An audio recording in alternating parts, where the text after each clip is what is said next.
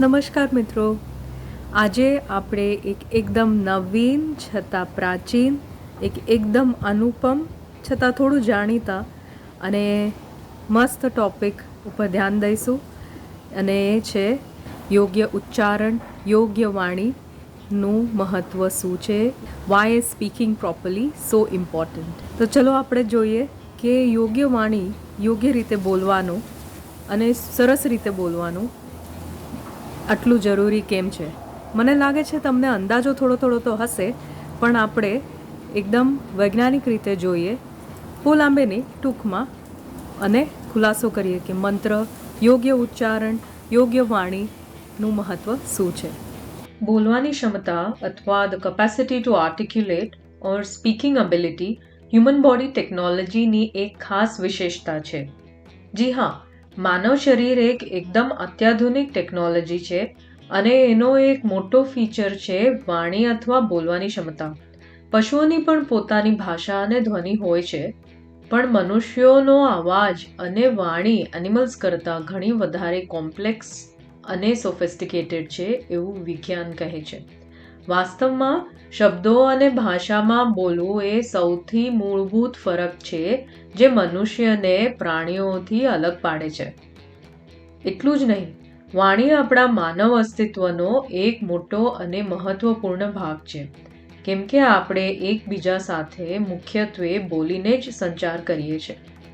હકીકતમાં બાળકો જ્યારે મોટા થાય છે ત્યારે તેમની પ્રગતિના ભાગરૂપે બોલવું એ એક મુખ્ય સીમાચિહ્ન તરીકે જોવામાં આવે છે. આપણે વાત કરીને એકબીજાના વિચારો સમજી શકીએ છીએ, મિસઅન્ડરસ્ટેન્ડિંગ્સ અવોઇડ કરી શકીએ છીએ, લોકોને આપણી વાત અથવા મુદ્દો પહોંચાડી શકીએ છીએ અને સમાજ પર આપણો પ્રભાવ પાડી શકીએ છીએ. આપણે વાણીનો ઉપયોગ અન્ય લોકો સાથે વાર્તાલાપ કરવા, કામના ભાગરૂપે અથવા અન્યથા પોતાની જાતને અભિવ્યક્ત કરવા માટે, જાહેરમાં ભાષણમાં, અભિનયમાં, સમાચાર વાંચવા અથવા સોશિયલ મીડિયાના વિડીયો બનાવવા અને ગાવામાં પણ કરીએ છીએ. ઇનફેક્ટ, સોસાયટીમાં જે લોકોને ચોખ્ખું બોલતા આવડે એ લોકોને લોકો ઘણું માનતા હોય છે, જેમ કે પોલિટિશિયન્સ, એક્ટર્સ, સિંગર્સ એટસેટ્રા. એટલે આવા લોકો બીજા ઉપર ઘણો પ્રભાવ કરી શકે, ઘણી વખત તો ઘણા મોટા સ્તર પર. બોલવું એક એવી પ્રવૃત્તિ છે જે આપણે આજીવન કરતા હોઈએ. કોઈ પણ નાનું બાળક જ્યારે પહેલા શબ્દો બોલે ત્યારે મા બાપને કેટલી ખુશી થતી હોય છે તે આપણે જાણીએ જ છીએ. વૈજ્ઞાનિક દ્રષ્ટિકોણથી વાણી મગજ અથવા બ્રેન દ્વારા નિયંત્રિત થાય છે, અન્ય ઘણા શારીરિક કાર્યો સાથે. ન્યુરોસાયન્ટિસ્ટોએ શોધી કાઢ્યું છે કે બોલવાથી મગજના અમુક ભાગો સક્રિય થાય છે અને તે પણ ચોક્કસ પેટર્ન્સમાં. એટલે કે આપણી વાણી અને મગજ ચોક્કસ રીતભાતમાં ક્રિયા-પ્રતિક્રિયા કરે છે. મનોવૈજ્ઞાનિકોએ એ પણ શોધી કાઢ્યું છે કે આપણું બોલવું અને વાતચીત આપણા મગજ અને આપણી સુખાકારીની ભાવનાને અસર કરે છે. સકારાત્મક વાર્તાલાપ આપણા શરીરમાં તે હોર્મોન્સ અને બાયોકેમિકલ્સને રિલીઝ કરે છે જે આપણી સુખાકારીમાં સુધારો કરે છે. બોલવાથી મગજમાં ભૌતિક અને ભાવનાત્મક રીતે ફેરફારો થાય છે જે કાં તો આપણી સુખાકારીને સુધારી શકે છે અથવા ઘટાડી શકે છે. અને એટલું જ નહીં, તેઓએ એ પણ શોધી કાઢ્યું છે કે આપણે મનુષ્ય તરીકે આપણી આસપાસની અને જેની સાથે આપણે વાતચીત કરી રહ્યા છીએ તેમની નર્વસ સિસ્ટમ અથવા ન્યુરલ પ્રવૃત્તિથી પ્રભાવિત થઈએ છીએ.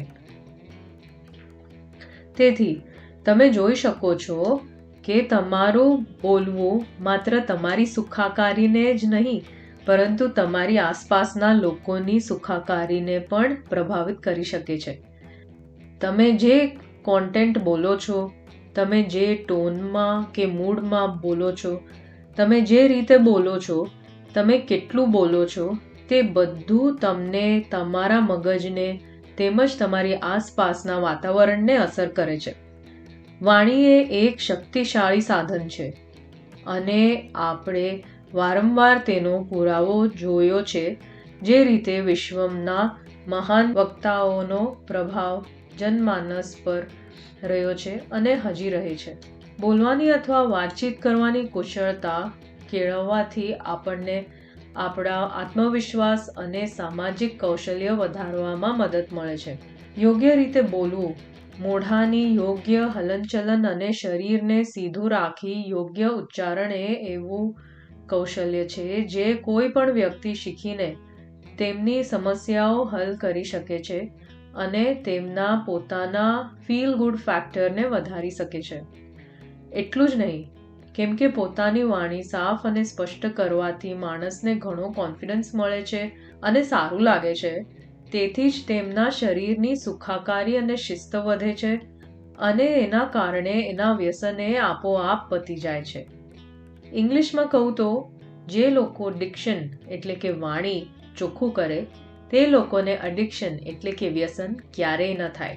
વાસ્તવમાં પ્રાચીન સમયમાં શિક્ષણની ગુરુકુળ પદ્ધતિ સંપૂર્ણપણે બોલવાની સાંભળવાની પદ્ધતિ પર આધારિત હતી.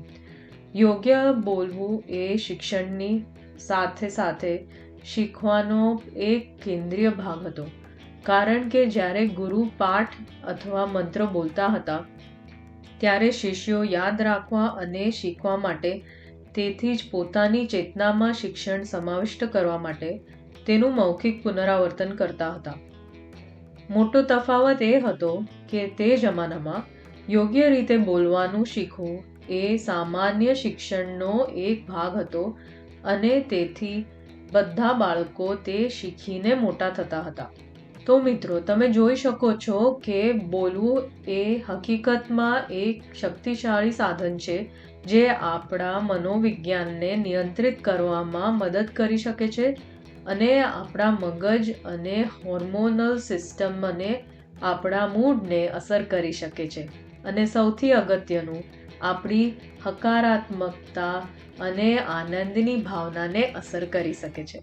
હું જે સેશન્સ ચલાવું છું તેના દ્વારા આ તે જ વિશેષતા છે જે આપણે એક્સપ્લોર કરીએ છીએ અને હકીકતમાં આપણે ભૌતિક બોલવાની કસરતો જોઈએ છીએ જે તમારા તણાવ અને ચિંતાને ઘટાડી શકે છે અને તમારા શારીરિક, માનસિક અને ભાવનાત્મક સ્વાસ્થ્યને સુધારી શકે છે. ગુજરાતીમાં કહાવત છે, બોલે એના બોર વેચાય. અને હું એમાં થોડા શબ્દ હજી જોડીશ કે જે યોગ્ય વચન બોલે એના બોરથી એની દરેક સમસ્યા દૂર થાય. તમને જો આ પોસ્ટ પસંદ આવી હોય તો નક્કી લાઈક કરજો, શેર કરજો અને મારી ચેનલ જરૂર સબસ્ક્રાઈબ કરજો. તમે અંકિતાના સેશન્સમાં જોડાઈ શકો છો. અનુપમ ધ્યાન તકનિક જે સેન્ટરિંગ છે એ શીખવા માટે અને ખરું ધ્યાન, એક્સરસાઇઝીસ, ડાયટ વગેરે વિશે પણ જાણવા અને સરળ રીતે, વ્યવહારિક રીતે અને સ્પષ્ટ રીતે પોતાના જિંદગીમાં ઉતારવા માટે, પોતાની સુખાકારી માટે તમે સેશન્સ જોઈન કરી શકો છો. નીચે ડિસ્ક્રિપ્શનમાં વોટ્સએપ નંબર આપેલો છે, બરાબર? અને બસ આ એક છેલ્લી નોટથી તમને છોડું છું. આપણે મળીશું આવતી પોસ્ટમાં. આવજો.